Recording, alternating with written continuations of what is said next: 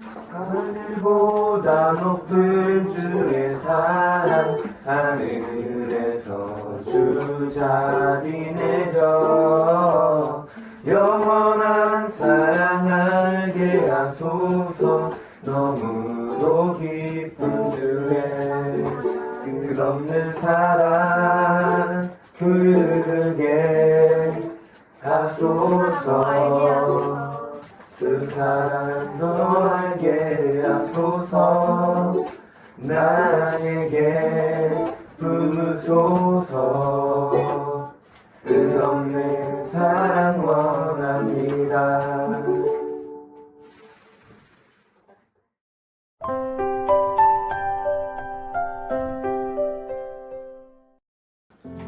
그럼 오늘은 목요일이네요.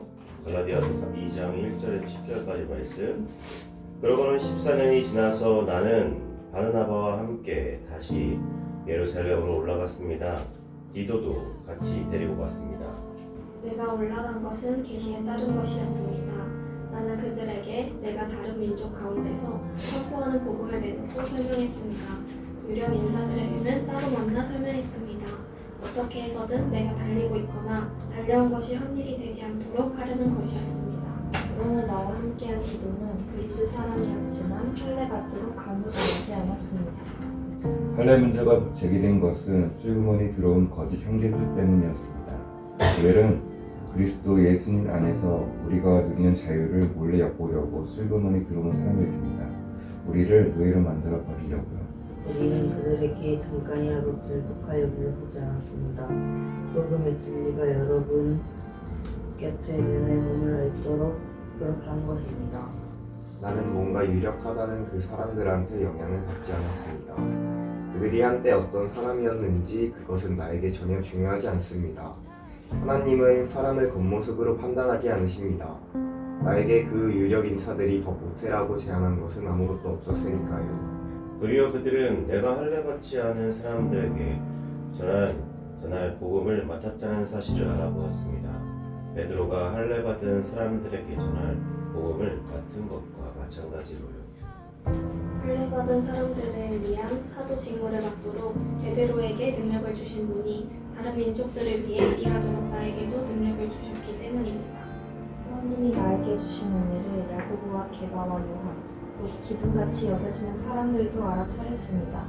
그래서 그들이 나와 바르나바에게 사귐의 표로 오른손을 내밀었습니다.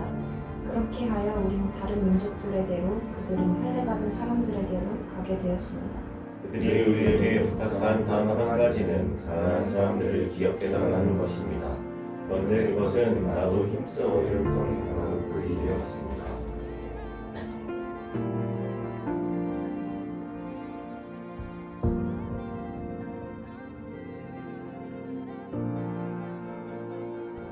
(7절에서 8절에) 보면은 도리어 그들은 내가 할례받지 않은 사람들한테 전할 복음을 맡았다는 사실을 알아보았습니다.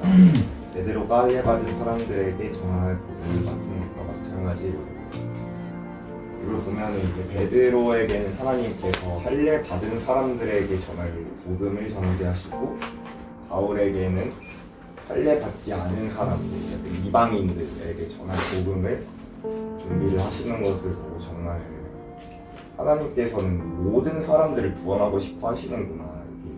옛날에 보면은 하나님을 알지 그 이스라엘족 말고 다른 아시아나 그쪽은 어떻게 하나님을 알 수가 있었을까라는 생각을 했는데 정말 약간 물리적으로 되게 멀고 막 불가능할 것 같잖아요. 근데 하나님께서는 이렇게 준비를 하고 계시는구나 라는 것을 보고 정말 다 사랑하시려고 다 품으시려고 하시는구나. 그래서 이제 저도 여기 사람들을 많이 품어주고 은혜를 전파할 수 있었으면 좋겠다라는 생각을 많이 했어요. 장을 6절에 보면은 하나님은 사람의 모습을 판단하지 않으십니다. 이렇게 말했는데 이 보면은 뭔가 유력한 사람들한테 영향을 받지 않으십니다. 그들이 한때 어떤 사람이었든지 그것은 나에게 전혀 중요하지 않습니다. 라고 바울이 말하는데 좀 뭔가 좀 배워야 될 것 같았어요. 뭔가 유력한 사람이 있어서 제가 그 사람들의 말리지 않더라도 하나님은 나의 나를 판단하실 것 같다고 생각해요. 저는 오늘 전체 보면서 말씀 보면서 하나님의 복음을 온전히 잘 받은 사람은 하나님의 말씀에 따라서 사는 인생을 살아간다. 그래서 그가 그 전까지 어떤 삶을 살든 세상사는 데를 어떻게 바라보든 할례를 받았던 사람들만이 진정한 하나님의 사람이라고 여겼던 이 시대 사람들에게 할례 받지 못했던 것 때문에 비난과 비판이 일었어도 그것에 개의치 않고 달려오는 바울의 모습이 때론 상황과 환경 때문에 흔들릴 수 있는 나에게 바울의 그 모습을 다시 한번 말씀하시는 것 같고, 예전에 아울리치를 갔을 때 내가 누군가에게 하나님 복음 전해야겠고 내가 받은 은혜를 그들에게 나눠줘야겠다라고 기도하고 준비하고 이렇게 갔었는데, 막상 그곳에서 현지인들 만났을 때 말도 통하지 않는 저에게 위해서 기도해 주겠다고 하면 오히려 추억 기도를 해주는 경험을 했었는데, 그게 저한테는 굉장히 주로 충격? 내가 전해주려고 온 것 같은데 이 사람들이 오히려 우리를 축복해주고 있다는 그 사실이, 내가 이 사람들 가난하게 여기지만 사실은 하나님이 나를 가난하게 여기셨고 모든 사람들도 가난하게 여기셨기 때문에 모두가 서로를 위해 중보해주고 서로를 축복해줄 수 있다. 나 전해주는 게 아니라 나도 이곳에서 하나님이 또 다시 한번 은혜를 누릴 수 있구나 라는 것을 경험한 것들을 다시 한번 기억하게 하셨는데, 이 작은 환경, 이 땅에서 하나님의 또 사랑을 영원한 한국과 됐으면 좋겠다라는 묵상을 하게 됐습니다.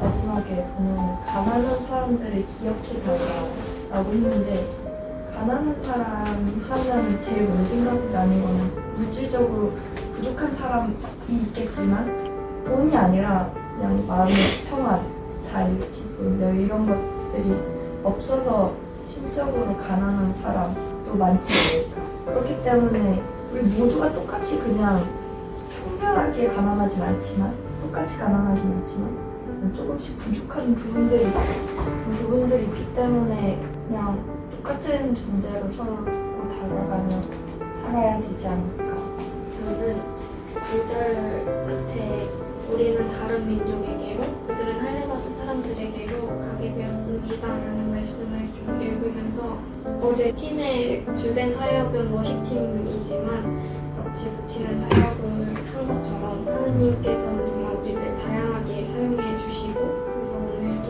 다른 방법으로 우리를 사용하시겠다는 것을 좀 믿고 그거에 맞게 잘 행동해야 된다고 생각을 했습니다. 다음 8절에 베드로에게 능력을 주신 분이 다른 민족들을 위해 일하도록 나에게도 능력을 주셨기 때문입니다 라고 묵상했고요. 베드로와 바울에게 능력 주신 분이 나에게도 능력 주셨다. 그리고 우리에게도 능력을 주셨다. 그 능력으로 이 땅을 축복하자. 이 땅에 주신 능력을 행하자. 우리가 주눅 드는 것이 아니라 우리에게 주신, 분명히 선교팀으로 선교사로 부르신 하나님의 부르심이 있기 때문에 그거에 맞는 능력을 주셨다고 저는 확실히 알고 있고, 그것을 사용할 줄 아는 사람이 돼야 되는 것이 우리의 일이라는 것. 우리가 못해요, 이거는 겸손이 아니라 오히려 그것이 교만이라는 것.